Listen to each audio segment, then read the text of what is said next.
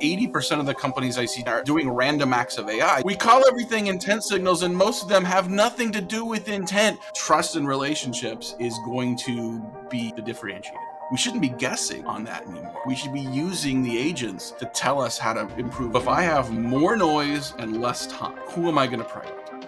It's the people I enjoy. It's the people it's the people I like. That's going to be a huge differentiator moving forward. There's something evolving right now in how go-to-market teams use AI. So let's go back to the bats. Yeah. So yes, I'm due next Thursday.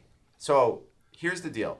I've been dying to do like a go-to-market meetup in Austin. And so I'm going out there for the Final Four, and I want the kids to see the bats. So basically, Sam, there's the biggest bat colony in the United States is under the Congress Bridge in Austin. Okay. And thank you. so no, I will not be dressing as a bat, and making it. Actually, I could do that where it's like, hey, and I'll also dress as a bat or Batman. I like to wear tight Batman suits sometimes when I'm hanging out. Yeah, I mean, I'll just be like, hey, you know what, you guys want to go out? I can vouch that's true. That's 100% true. Matt can vouch that's true. I wasn't sure if, there's a booming baseball bat industry in Austin, so that's... Oh, big time. I had not heard of the biggest bat colony. I'm sorry. I just had to buy my kid. What's that? I forget the new bat I just bought him. I don't know why I had to buy him a bat, but this kid, it's my youngest, and he really wanted that Arctic hype. I don't know if you saw that, the ice. It was like they made limited edition. The thing was going for $1,000, and this kid's so spoiled. He's my youngest that he just can lobby me for days and get what he wants. Yeah. And so he's lobbying me. I'm like, I'll get you an Arctic ice. There's no way I'm getting him an Arctic ice. So we go to this baseball tournament, and there's a raffle. And he buys a ticket to the raffle, and everyone knew because he told everyone he has one ticket. He wins the Arctic ice at the raffle. I'm like the luckiest man alive. Dude, it was unreal, and it was like a 29 or whatever, and so there we go. All right, so real quick, since I know this is how you roll in these podcasts, please tell me you've seen the Bert Kreischer, auction raffle bit. No, Matt, you've seen this? Okay, what is it? So he's the guy that does the machine, right? He takes his shirt off on stage, does a machine. Yes, the guy's hilarious. He does like long stories that are like a bunch of jokes and there's a big payoff. He's got one about like some school charity auction, and I'm not going to give it away. I'm not going to just go watch it. It's hilarious. I can't wait. He's got a new Netflix special. He does. He's coming here in the fall. I can't wait for that. I've seen him in person. He's awesome. Let's do an event. Sam will wear his Batman outfit. We should all go like with a theme. Can we be like the Fantastic Four? There we go. Draw straws on who's going to be who. That could be fun. Yeah. Oh my God. All right. I knew this one was going to be fun, and so it's Friday. Yeah, it's Friday. Yes. So it is Friday. Wait. Sorry, I got distracted because this guy's calling me who I need to rip, and I didn't get a chance to rip him before this. Put him on. Make him a guest. Bring him on. This will be the man. best episode you've ever had. Phone a friend. Bats, Phone a friend. Bert Kreischer ripping someone a new one on air. That would be the transaction. From ABM to PLG, from Medic to MedPick, the world of business is constantly evolving. We'll cover the who, what, where, when, why, and most importantly, how you get the transaction. I'm Matt Amundsen, and he's Craig Rosenberg. Let's get started. I just want to do a quick intro because, Matt, you are officially B2B go-to-market famous, right? Yeah. You're out there. You've been out there the whole time. You've pretty much never stopped. Matt and I had little peaks and valleys, and you've been out there. You've got an audience of new folks, old folks, etc. It's been awesome to watch you. As you know, I jump on your show when I can with you and Brent. It's early, I'll be making breakfast and listen to it, and it's fun. And so, but Matt Heinz has been like one of the thought leaders in the space for probably 20 years, and I've spoke with him, and he complains that I talk too long when we speak. I've watched him speak. I've been reading his stuff, listening to his stuff, done work with him, everything. He's one of the best in the business, and he's fun, and we're going to have fun. And everyone, the transaction audience, I'd like you to meet Matt Heinz. It is an Fake absolute applause, pleasure please. to be here, Craig. I want to point out to be here with the funnelholic himself is just unbelievable. I do want to point out, though, that you were episode 1 of Sales Pipeline Radio 6 years ago. And so I'm not sure how I got so far down the list for this amazing podcast, but it's a pleasure to be here. Well, we had to build the groundswell first. Okay, let's build the audience for me. Okay, all right, that's fair. Yeah. That's fair. Actually, yeah, we that's a good point, Matt. Why'd you choose Matt so late? Heinz. Well, I mean, we had to normalize our audience that there's only one Matt on this show, and I thought introducing a second Matt might be too many Matts. Just, I mean, it makes sense. I mean, most shows are kind of a parabola, right? Like, you don't want to be on too early because there's no audience. You don't want to be on too late because you jumped the shark and people are moving on to something else. So I'm hoping I'm right at the peak. Yes, you are here at the Apex Mountain, baby. All right, cool. How many times people say parabola on your show, by the way? What other That's a keywords first. are in That's here? a first. Yeah, okay, good. Let's write that down. I got to go look up what it means. Put that and in the then I'll show figure it notes. out. It's about science. Yeah, show notes. Yeah. Oh, well, then I have no idea what you're talking about. So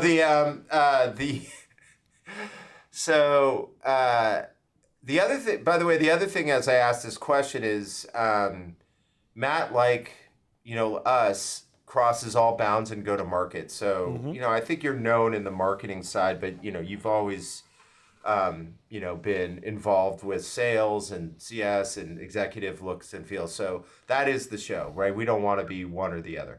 Yeah. So let's start. We have 2 questions that frame the show.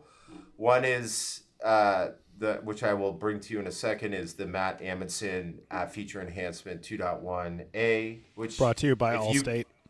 But if he Not kills a it, sponsor. Could be. But if Heinz kills it, it'll be 2.1b. Yeah. Because he'll change it knowing that guy. And then the second one, which we'll get to, is we want to get to what you see the big things are that are different in go-to-market today and what you should do about it. We'll get to that in a sec. So the first one is just bringing stories up front, man. We want to hear, tell us some go-to-market stories, funny, heroic, whatever that might be. You can make fun of me. That's fine. It's actually better, I think. If we look at Encouraged. Jinx, yeah, it's encouraged. Yeah. Oh wow, Jinx. That's great. You guys have to wear. You'll have to wear the tight Batman suits, both of you, next time, next show. I'm Robin. So Matt, we're gonna hand the mic to you and let's hear what you got, brother. So one of the things I think I've been thinking about lately is how terrible we are as marketers at naming things in our industry. So let's go back in time and just highlight some things we've gotten wrong, right? So let's start with marketing automation, right? Marketing automation. Is it automated? No, it is not, but that's what we call it. Maybe that's what we call it because we wanted people to buy it because they thought it was automated. Marketing automation, not automated. How about social selling, Craig? How much selling happens on Twitter, X, whatever? I get that it's a channel to engage people, but when I think selling, I think closing, and I think that's terrible. That's 2, 3. You ready? Account-based marketing, right? Ooh, something near and dear. If it's just marketing, we've done this wrong, right? It's account-based. Yeah. I don't know. I hear you say, you've always said account-based, which I think is fine. ABX, account-based go-to-market. But when we pigeonhole it in marketing, we've made a mistake. And my latest favorite that we have named that I think is awful is intent signals. Love that. That's number 1. We call everything intent signals, and most of them have nothing to do with intent. We assume because we've seen some signal out there, ooh, that's someone that wants to buy. It's the 2025 version of they filled out a form. They must be SQL, so we must put them in front of a salesperson to call right now. So just because you've got a signal does not mean this person is ready to buy right now, and yet here we are again, naming things poorly and acting accordingly. Oh my God, that was the best freaking lead we've had. That was so good. But we got to do this. We got to re-rank because Matt and I both reacted. Intent data was, oftentimes we name things and brand things that kill themselves. Mm-hmm. Intent data tells us predictive analytics. It is. You were. There's That's another your one, fault. right? That was Matt's fault. So I have 2 comments. So I would go. Actually, I would put predictive. Heinz, we got to put predictive analytics on there Yeah, too. you do. You gotta, But yeah. intent data was gonna kill itself by calling it intent data. Oh, Right. sure. Because it's a great signal, and in a group of many things, it's powerful, but it's not telling you they're going to buy. Content consumption never told you someone was going to buy. That was also Matt's fault because he was at Marketo, and they sold that to that to everyone.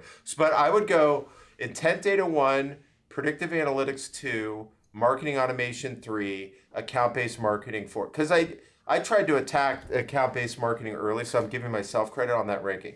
I have one other comment. This is really interesting on what you just said, Matt. So nobody knows this, but when I was at Gartner, I was trying to find creative ways to create content. And so what I did was I was prepping for this. I just could never sell it internally. I wanted to talk about, so the analysts there were starting to talk about revenue performance management. And I'm like, you guys, someone's already tried that. So I went and I did a call. I got Joe Chernoff, Steve Woods, and John Miller. So Eloqua and Marketo, both folks that tried it. This is revenue performance management. I will get back to marketing automation. So we're talking and we're doing all this like stuff, and then Steve Woods gets on. He was walking and he comes off mute and he's like, guys, here's the thing with categories. You don't get to choose them. The market takes them and runs with them. And we were selling something nobody wanted to talk about. That's it. Done. And everyone stopped and like, holy shit. And then Miller goes, you know what's funny is marketing automation is a terrible name for it, but the market took it and ran with it. And so we were bid. So that, that's interesting, for you to bring that up. And John's observation's right. John's very technical, as you know. He's probably like, well, this isn't technically correct. But then the thing just took. The market embraced it and ran with it, right or wrong. And do you know what the commonality is amongst all those names?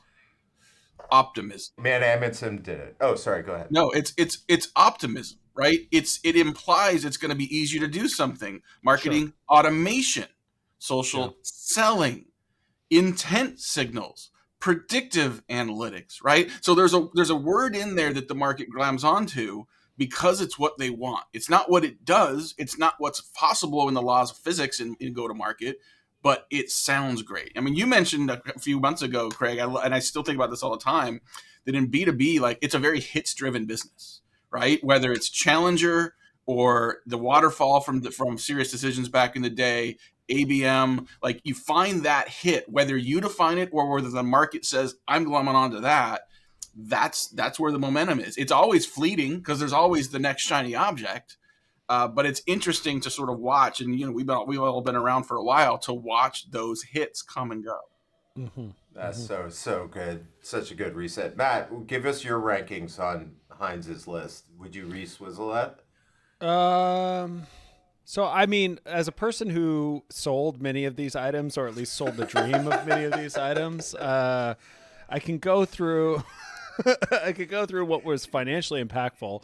I'd say predictive analytics, there was a lot of hype around it, but it was a weird category that literally died before it started, right? Like just people were like, yeah, this is great. And VCs were pumping tons of capital into it. And the valuations were crazy before valuations really got crazy, but like it was a thing that just never really turned into a thing. And basically everybody who ended up having some kind of success story of that, like pivoted out of it. So I would give that, how many items do we have here? 4 or 5? I think we're at 5. Well, yeah, we added predictive analytics. I'll put predictive analytics at 5. Intent data, which was a thing that I also sold, like I'm going to put that at number 1 because intent data has caused so much harm to people in terms of like falling flat on your face as a sales rep going, hey, as I understand it, your company is interested in buying a new CDP or a new CRM or whatever the heck else that they thought they were going to buy. And people are like, I don't know who you are or what you're talking about, sir. Please kindly just lose my number and maybe lose your job. Marketing automation, it's interesting because I think if you would have called that category email automation, you would have sold those deals for around $10,000 at max. And so I think up-leveling the naming convention there was probably pretty important. So while true, and especially given the fact that like the godfather of that space refers to it as like being incorrectly named, I'll give that a 3. ABM, it was like debated the second it came out. So I'll give that a 4. And I think like for the most part, people got into the concept of either ABX or account-based everything pretty quick. We just had Lars on, obviously the godfather of account-based sales development himself. So I'll give that a number 4. And then what's number 2? You just gave 3 number 4. Sam, do you have any shot at keeping track of this list? I'm trying. Yeah. Good That's Lord. number 4. So And social being- selling is also number 4. Oh yeah, I forgot that one. Oh man. So I 4, forgot 4, and that 4. Well, listen, and just and you can edit this out if this is too much like business answer, right? But like, No. I don't mind signals. I just don't like that we love think all signals are intent signals. Like when we talk to clients about this, I said, think about the journey of your buyers, right? Like intent signals is late stage. Great. If you see them, fantastic. Before you get to intent signals, you have need signals. Where's the evidence that there is a need that exists, evidence that the need is understood, that they're pursuing, trying to find a solution to that, maybe internal, external. So then there's need, but before need, there's evidence. And that's one of my favorites. Evidence signals is examples that there's a problem that the prospect may or may not know about, may or may not have quantified, may or may not have translated into a need, which leads to a commitment to change, and now we're going somewhere. But if you can identify, if you can define your ICP and define your targets well enough so you can really nail that evidence signal, that's not a deal that's going to close this month, but now you're in early. Now you're actually engaging someone on their terms more earlier and more often. Yeah, I'm with you on that. Did we have this conversation? Because like, it just seems like I've heard you do this before, and I'm totally down with it because I don't want anybody to think that I'm not down with intent signals. I'm down with signals because right now the hardest thing in the world to do is engage. Yeah. That is the hardest thing. And if I can have a signal like an intent signal that will tell me, well, I got something I might be able to talk to them about. They're not going to buy. That's the problem with the word intent. Yeah. Right. I'm totally down with that. I get it. By the way, I wanted to give one example that Matt, Heinz, I think you will enjoy was I was with Topo, Matt was at Everstring. We collided at a similar client. Matt's team was, I think, selling. Mm-hmm. My team was advising. And they said, well, Everstring's here, you should come. So I go to the meeting, and this is not Matt's team's fault. They were talking about it. And afterwards, Matt's like, well, what do you think? I said, well, you guys have a big problem, and it's going to end up being my problem. He's like, what? I said, the buyer is calling the intent signals leads. Mm-hmm. Remember that? I do. I think you were heading over to that amazing fajita place. I'm like, bro, you got a problem. He's calling them leads, and the sales leader's like, well, I want those. And I'm going, dude, like, don't call them leads. You're just screwed. I don't know. Did he keep calling them leads? Because that did not help the cause, I'm sure. But yeah, I mean, I don't want to name the company or the person, No, of but course. that person didn't work at that company very long. All right, well, there you go.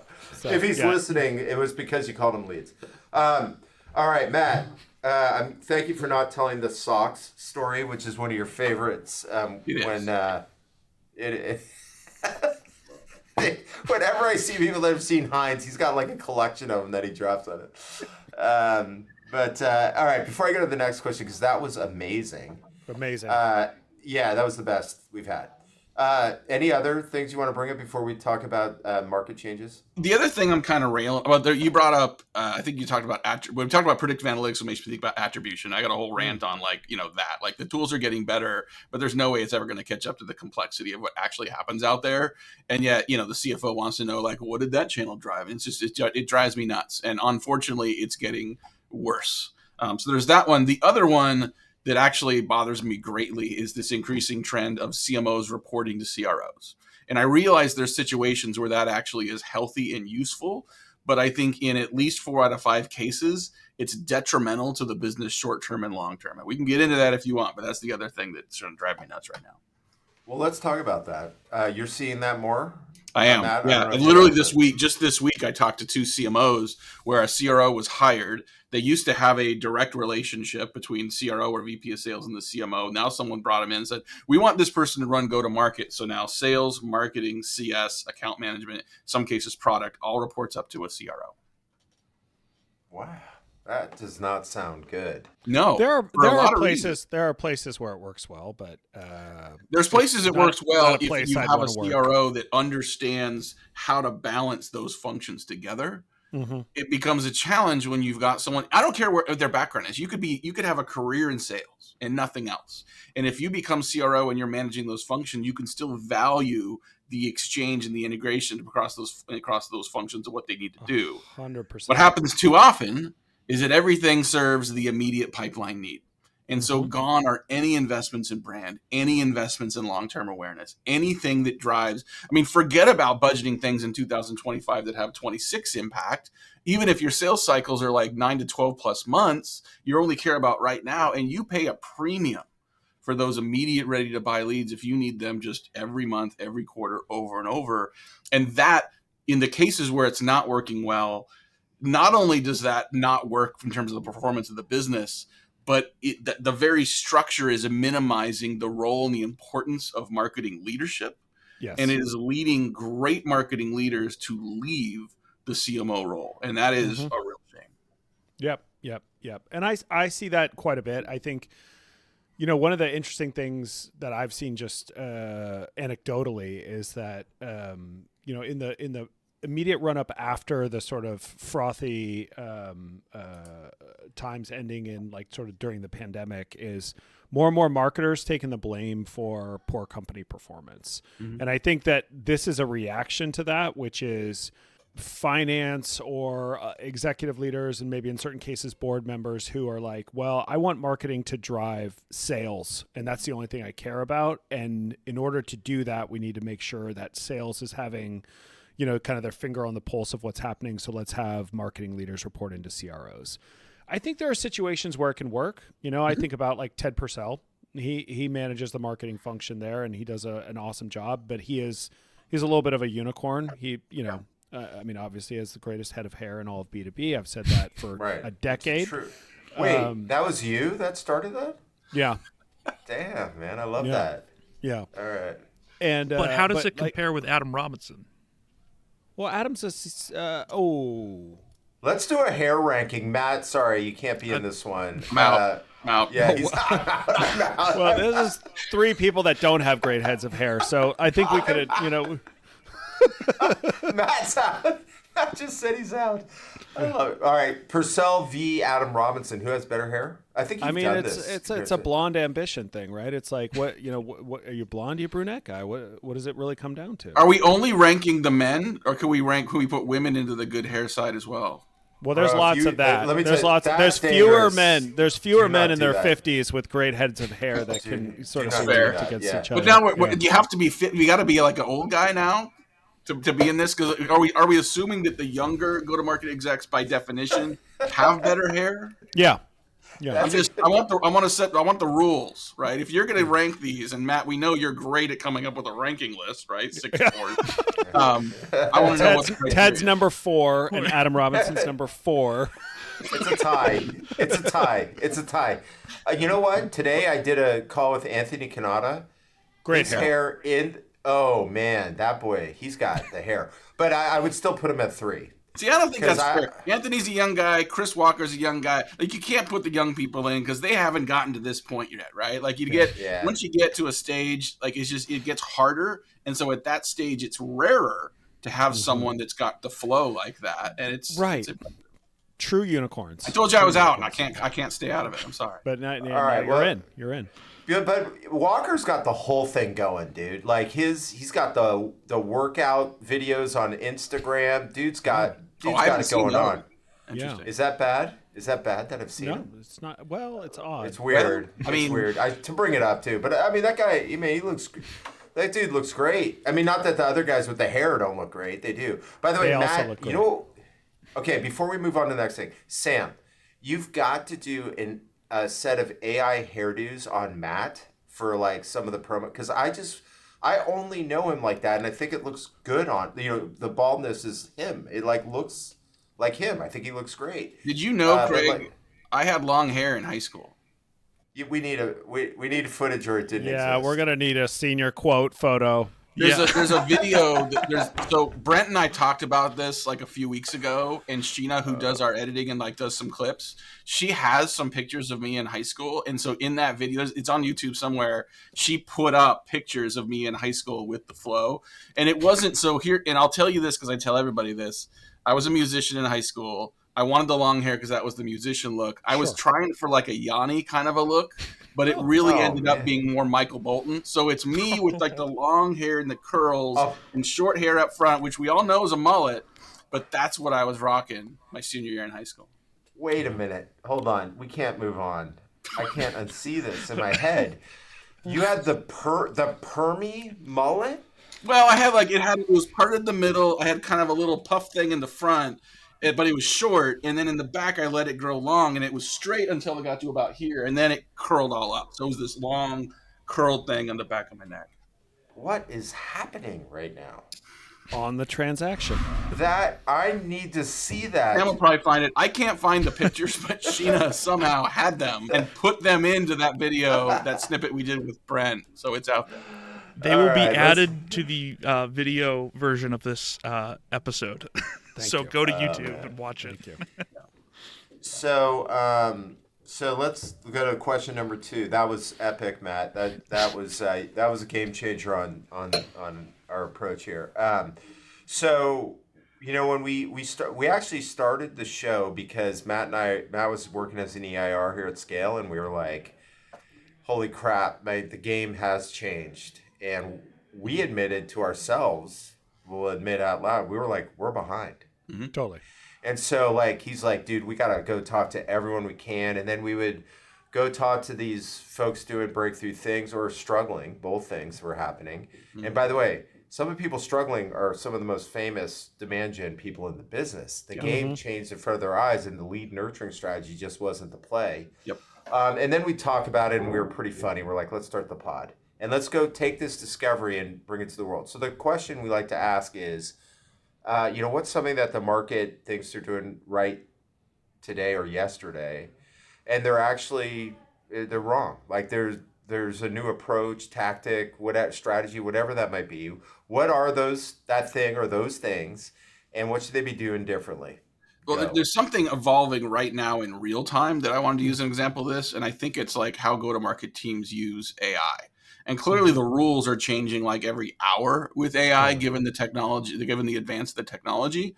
But I still today, like 80% of the companies I see doing doing random acts of AI, just like we used to talk about random acts of marketing. And it's like done in spurts here and there. It's like, oh, let's go do this thing with ChatGPT and then ignore it for 2 weeks. Or let's go use Clay and ramp it up. Oh, wait, that's hard and expensive. So let's go do something else, right? What I'm seeing some companies do well, and this didn't exist last fall, right? Is companies finally building an accountability chart for the jobs to be done and go to market. So not an org chart, not the people that are going to replace, but the jobs that are going to be replaced. I literally have seen CMOs show me an accountability chart that shows by function the jobs that are done, where somewhere in the middle, horizontally, there's people at the top, there's machines at the bottom. And with different functions, maybe the machines take on more work than others. But this is where we have to get to immediately to be able to leverage AI on a day-to-day basis in the strategy process playbooks we're running and go to market. Very few companies have built that process and workflow into their systems so that accountability and output is happening on a persistent basis. And that's baseline. So that's where you start with now. And as soon as reasoning agents come out and as soon as deep research gets cheaper, then all of a sudden you're going to see more of those jobs take over. Now, I think there's all kinds of downward implications to this. We're going to stop hiring interns, but then what do my kids do as their entry-level job? If I only need to hire senior consultants and up, how do those senior consultants learn how to be consultants? Because now I got robots doing what they used to do. So that's a whole other story. But if you're a go-to-market leader today, break out the jobs to be done and be very clear about who the best resource is to do that and start organizing your resources accordingly moving forward. Okay, we got to dig in on that. By the way, Yeah. on your comment on my kids, yeah, my kid, I'm trying to make as much money as I can so they have money when Mad Max Beyond Thunderdome happens, because Yeah. it's gonna be crazy. I laugh only because it scares me too. You know. Yeah. Yeah. Um, I'm not. I think I follow conceptually, but like, can you like walk us through the components of what you just said with examples in? It's just a way to, or just dig in a little bit, man, because I think a lot of, like, we just had a guest and he was like, use AI. It was like, oh, thanks. You actually have a thought process and methodology here, and I just want to make sure that the audience and me and Matt get it. Yeah, I mean, just go do it is not helpful. And if you haven't been doing it, you got to find a few of those random acts just to kind of familiarize yourself with how the technology works. But like, take buying committee members, right? Every company should have a set of agents that each represent a member of the buying committee and that they can talk to each other. So you don't need focus groups. You don't need to go out and like get people together. Like, you can still do user interviews and everything else, but you should have agents that you can ask, which of these headlines would you click on? What of these problems are the biggest for you? Here's the messaging I'm thinking about putting in. Given that you, what am I missing? What have I not put in here? What are the themes or the pain points that I haven't included in this conversation? I mean, this is stuff that's pretty basic, but when you've got copywriters, when you've got content developers, when you've got people writing sales development playbooks, we shouldn't be guessing on that anymore. We should be using the agents to tell us how to improve that right away. That's brilliant. Yeah, damn. That's a great example. Shit. Now, are you seeing people do that today? No. Like the good one? So this is where you're trying to push them Well, there. I say no because that was just more fun to say that way. It was fun, but it is like mid single digits at best in terms of percentages. Of Sure. Yeah, that's fine. Yeah, no, and we just actually, Matt and I just did a little council with the Scale community, and there was elements of what you're talking about and really cool stuff happening. And by the way, primarily using OpenAI or Sure. One of those. Perplexity. So Perplexity, yeah. But I'm not sure. Did maybe Boscovich talked about this, Matt? But I like what Matt's talking about, like the buying committee and testing specifically messaging against those. I think that's a new one for me. I don't know about you. I've not heard that before. That is news. Yeah. Thank you for being so. You still have to apply art, right? I mean, I hear a lot of people saying, "Well, the robots are advancing so much, they're going to replace, the average, worker doing copy or whatever." I think keyword there to me is the word average, right? If you want average shit, just just go and look at all the content that's out there today. The value prop for a lot of like AI-driven outbounds right now is we're going to do it faster, we're going to do it cheaper, we're going to do it with more scale. Guess who that benefits? The seller. Guess who hates that? The buyer. Mm-hmm. I can't tell you how many people in executive roles are saying like, yeah, you just wrote the perfect email to send me at the perfect time and you spent a fraction of the time and cost doing it. But now I have 10 times more emails to ignore, right? Yeah. I had a CMO at a conference 2 weeks ago, like it was 11:30 in the morning. She pulls out her phone and says, she starts doing this on her phone, says, see all this? And she keeps scrolling. She's like, those are voicemails this morning. Right. Mm-hmm. And half of those are these like outbound 80 AI, 80 BDRs that are calling me. It's like, just because you made it easier for the seller doesn't mean it actually makes it worse for the buyer. It makes it, it's a worse experience for them and they're more likely to ignore it. I mean, let's face it, guys, like sales and marketing at the beginning of the funnel, when someone doesn't know you, it's like driving by someone's house at 35 miles an hour, trying to throw something in the mailbox. Yeah. I mean, imagine you got like 20 times the amount of mail you got today. How much more likely are you going to just throw it in the recycle bin before you even get in the house? Totally. Like, that's what we're doing to buyers right now. So 1.0 of AI BDR tools, we got work to do. So let me ask your opinion, because I think this is something I think about all the time. Marketing automation, good, bad, or naming, whatever, good or bad. Yeah. Marketing automation made it so suddenly we're dumping way more emails in people's inboxes. Then sales engagement tools came along and we're dumping even more. We're just like, cool. Now, instead of having one marketing automation process, we've got 30 because we have 29 BDRs. And that had its real impact on email, right? Like at one point, you would agree with me that email was actually a powerful tool in terms of education and conversion. It And still today is. Like it it used still to be, is, but it's yeah. much less. It's Yeah, much less. yeah. As we start to proliferate more and more AI that can create more and more emails, how much worse is it going to get? And I think the answer is a lot worse. And then how do we keep that from happening? So what's going to happen at some point as the AI improves and the technology improves, you're going to continue to get a gabillion emails and voicemails and everything else. But the technology is going to recognize who you actually have relationships with, who you actually want to hear from. And so my inbox today, like I've got like 6 inboxes in email, right? I've got my primary inbox. I've got what Outlook thinks is my junk inbox. We have our IT team we have a separate like spam catcher that like you have to go to that spam catcher to see if there's anything there. And then apparently we also have one from Microsoft that actually is picked. So I got 4 places where emails could go. Sometimes there's stuff that goes in spam that I want. Like one of my pet peeves is like DocuSign stuff always getting there. Guess what I really want? The signed contract. Guess what I can never find in the spam filter? The friggin' DocuSign. Yeah. So like it's a problem to even find the stuff I want. And like we all get spam. But you know what? Sometimes spam is useful. Sometimes something in there actually is the right message at the right time. So I don't have time to sit and sort that out. I need a robot. I need an agent that knows who I actually have relationships with, that knows exactly what content I care about, and will become the concierge and the filter for that stuff coming to me. So the denominator then becomes like an equalizer is what do I actually care about right now? What do I actually need to know about right now?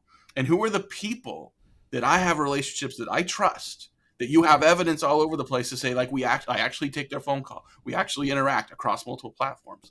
That integrated technology doesn't exist, but it's coming and it'll be here soon. That is now going to say, like, who do you have a relationship with? Who do you have trust with? Right? Not a robot, but a human. So those are that invest in that. Now we're back to like that long-term impact of marketing, right? Now we're back to that long-term impact of doing those value deposits with those evidence signals, creating some credibility. You know, when someone drives by your house and like throws something in the mailbox, you recognize some of those cars and you're more likely to check the mailbox because of the car that went by that usually leaves good stuff. Yeah. Right? Yeah. So I think I might be done with that analogy now. But I think this is like trust and relationships is going to be the differentiator. Yeah. So, I mean, in an environment like that, would you recommend marketers spend more time focusing on building brand? Building brand, building relationships between people. I see some companies doing a really nice job with communities, right? They're not just user communities, but peer-to-peer communities, where you have that connective tissue that isn't always about the job, but sometimes about the people and people that care about and lean in for each other, you know, on hours and off hours. So there will come a time when like robots sell to robots. And I think what'll happen first is you say like, I'll have my people talk to your people. We're just going to have our agents talk to each other and they're going to help filter those things out. That's kind of what I was just describing in terms of all those methods and filtering it out. But I don't think we're close, especially in enterprise, especially with large considered purchases. I don't think we're anywhere close to taking the human element out of it. And so if I have more noise and less time, who am I going to prioritize? It's the people I enjoy. It's the people I trust. It's the people I like. That's going to be a huge differentiator moving forward. Bam. You know, that was one of the, there's a couple analysts at Gartner that were looking at the AI selling to AI stuff. And you actually, there's some really obvious examples like the supply chain, you know, when you're out of ball bearings, it just takes care of it yourself. You take the humans out of the loop. Yeah. Like Georgia Pacific will be like, you know, selling toilet paper and bath, you know, that stuff will happen automatically, you know. You'll sell more. And you'll sell more. I agree. I think enterprise software that'll take time because there's some uniquely human things that need to happen in order for that to, you know, to effectuate transactions there. I what are you laughing at? What are you laughing at? Just you effectuating transactions. That's all. The show is called The Transaction. I'm just glad that you're effectuating. I'm writing down effectuate under parabola now Because the parabola I know, effectuate is a new one. So I'm gonna. I don't even think it's a word, man. I used to have a sales leader who used to say, now let's get out there and effectuate some transactions. So me and Scott, we started as a joke, me and Albro, when we were doing Tip It early stage, and then it just became a thing. So yeah. Well, it means, so apparently this is from like no click a Google search, to cause or bring about something, to put something into effect or operation. Yeah, okay, all right, it works. I It works. buy it. By the way, Sam, I you can make fun of me on that one. I was looking out to the sky trying to think, and I heard you giggling, and I just thought I would react to that. Yeah, and I'm also now even more important that I teach my kids how to survivalist skills, because it's true. Every time you sort of dig in with the AI and you watch how it's advancing every minute. Yeah. I mean, it's going to be sooner than we know it. Yeah, And I'm actually, I mean, I tend to be too much of a rose-colored glasses guy, but I'm scared because I don't know where it's going. But I think about all the innovation that has happened in my lifetime, let alone just, in the last 15 years, the things that would have been scary. Like, some of you are old enough. Do you remember Mary Meeker used to do the Internet Trends Report, right? And one of the things she wrote about years ago, she says, like, there will come a time sooner versus later when mobile will be the primary device. We will focus everything on mobile first and not laptops and desktops. And I'm like, I can't, what language are you speaking? I couldn't conceive that at all. I just couldn't understand it at all. And yet here we are, and it's just something we take for granted. Here we are, and it's just like, all the things that I don't even take, half the time I don't have to carry my laptop around. I just have my phone. It does everything. Yeah. There are jobs that we are afraid of losing today that will be replaced by other more interesting jobs. There's a company called Symbi Robotics. They sell robots that run around grocery stores and do inventory management. Like, they're just scanning the shelves and figuring out like what needs to be ordered. Do you know any human that wants that job? No. If you really need money, fine. But like, that is perfect for a robot to do.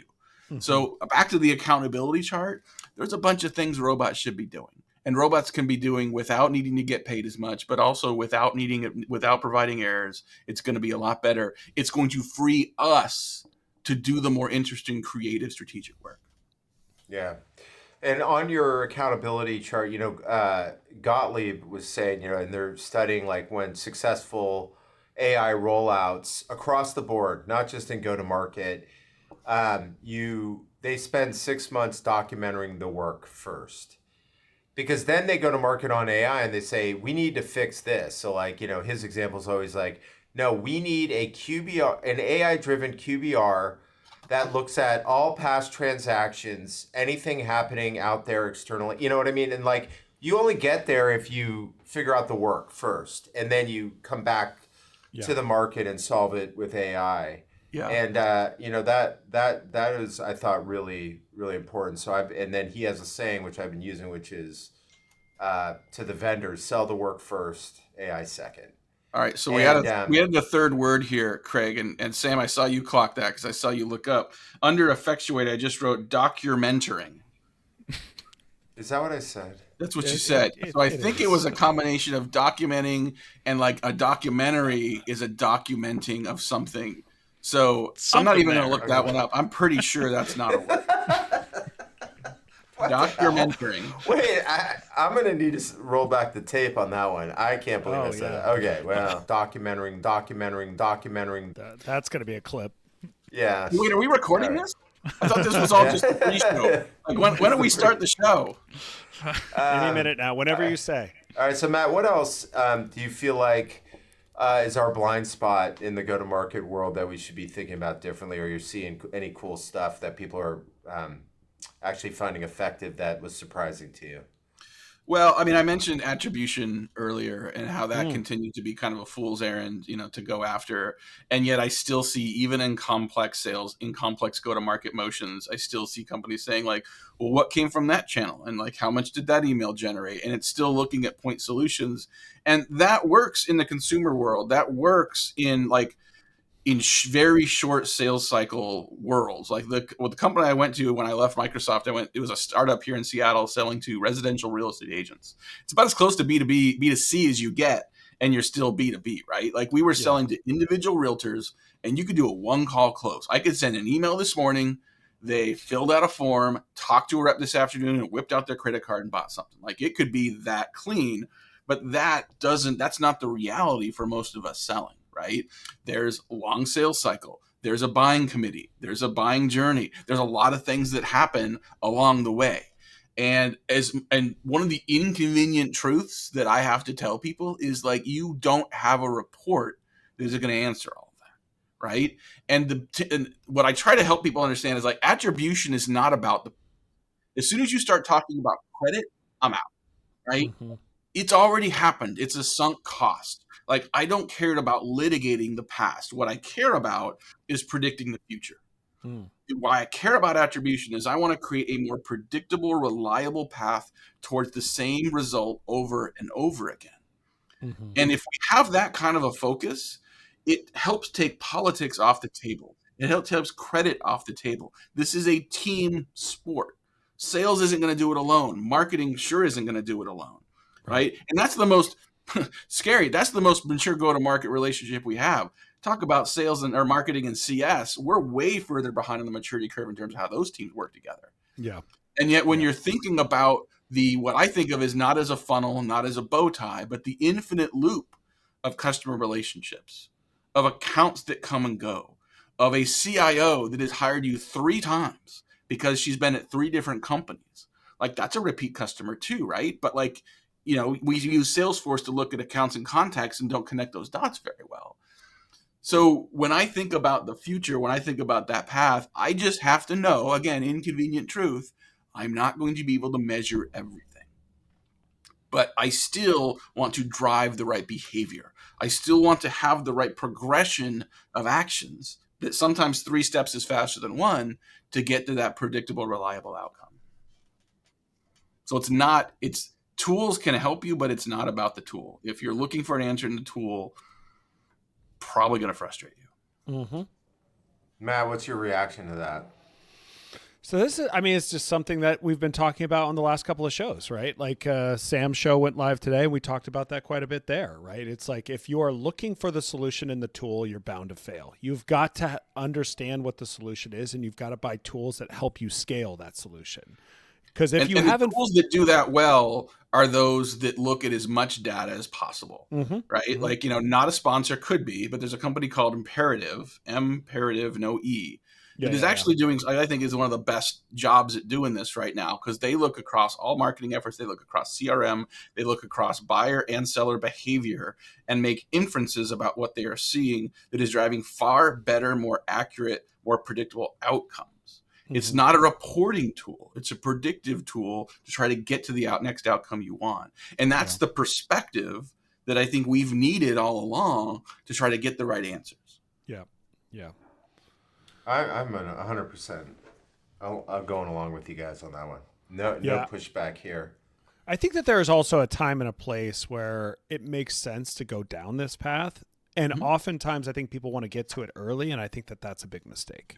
Well, I'm not arguing against, like, when I go on this diatribe, people say, so you must really hate, like, the performance marketing role. No, I don't, right? Like, if you're going to use email, like, send better emails. If your audience is on a digital channel, go there, be better at it, right? Like, do your A/B testing, but just don't assume that just because you're really good at one channel, that's where you should throw all your money.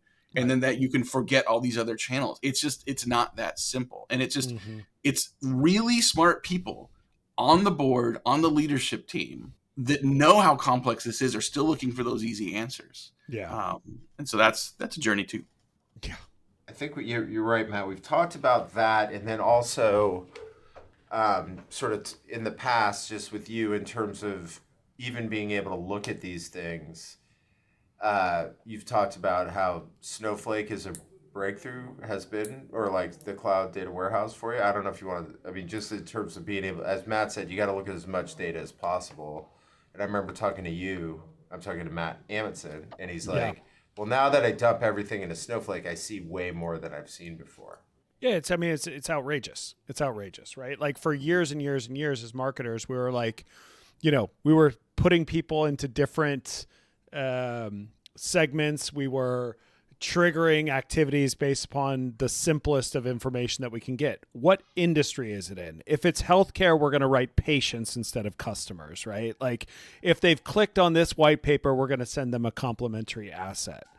Once you start pulling data out of a cloud data warehouse and you're like, ooh, imagine if you could start marketing to somebody who liked a tweet yesterday in addition to seeing an ad on LinkedIn but not having clicked on it, and then they were browsing around like this bizarre corner of your website where there was this very specific thing that they were looking for. That's the type of shit you just can't get from what's stored inside of a CRM or what's stored inside of a marketing automation system. Like just the sheer level of information that you can get. And this is just on the B2B side. Once you get to the B2C side, I mean, these guys have been deep into pulling this kind of data for forever.